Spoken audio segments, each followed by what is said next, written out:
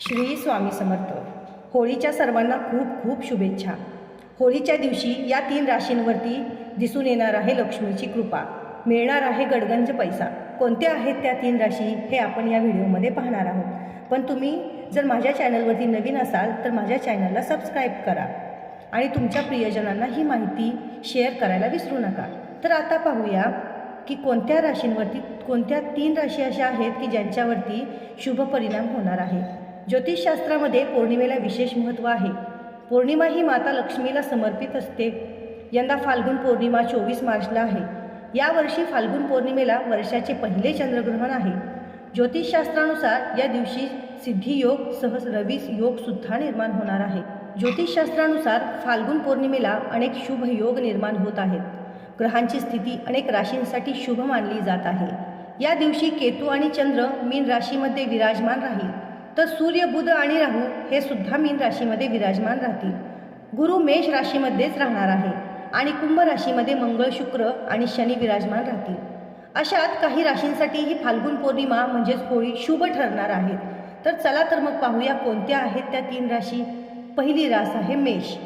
ज्योतिषशास्त्रानुसार फाल्गुन पौर्णिमा मेष राशीसाठी फायदेशीर ठरू शकते।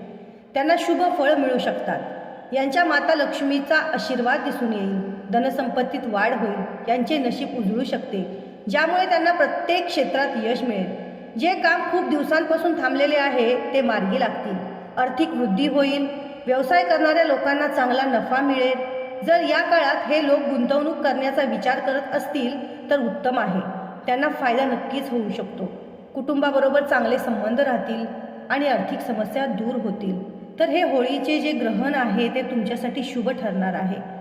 पुढची रास आहे कन्या। कन्या राशीच्या लोकांसाठी फाल्गुन पौर्णिमा शुभ ठरणार आहे। चंद्रग्रहण दरम्यान चंद्र या राशीमध्ये विराजमान राहतील। अशात या राशीच्या लोकांच्या वाटेला सुख समृद्धी येईल। घर कुटुंबात आनंद दिसून येईल। जुन्या मित्रमैत्रिणींबरोबर भेट होईल। धनलाभाचे योग जुळून येतील। तर हे कन्या राशीसाठी ग्रहमान असणार आहे। पुढची रास आहे धनुरास।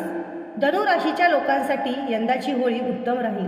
ग्रहांचा प्रभाव या राशींवरती दिसून येईल। या दरम्यान या राशींना त्यांच्या मेहनतीचे फळ मिळेल। कुटुंबाबरोबर वेळ देता येईल। व्यवसायात यश मिळू शकते। जर तुम्ही कर्ज घेतले असेल तर परतफेड करता येईल। आर्थिक स्थिती मजबूत होईल।